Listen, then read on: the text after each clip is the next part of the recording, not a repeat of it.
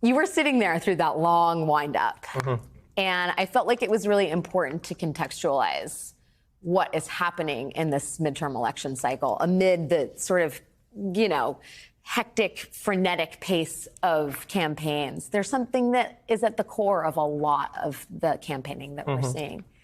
And as someone who sort of covers this, albeit from a distance, I wonder if any of this, if any of the dog whistles or the explicitly racist language or just the otherization of people of color, whether any of that surprises you at this point.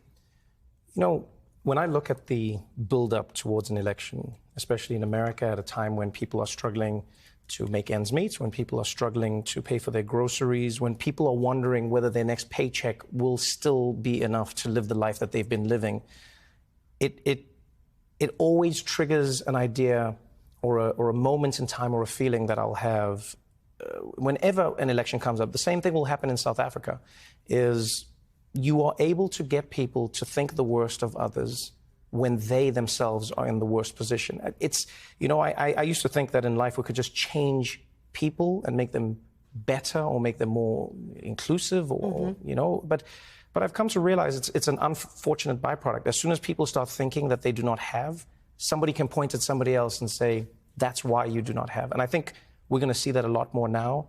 And unfortunately, if politicians do not understand that the cause, is more important than the symptom, we're going to be chasing a symptom forever. You can try and change people's opinions on other people's race, on other people from other country, with immigrants.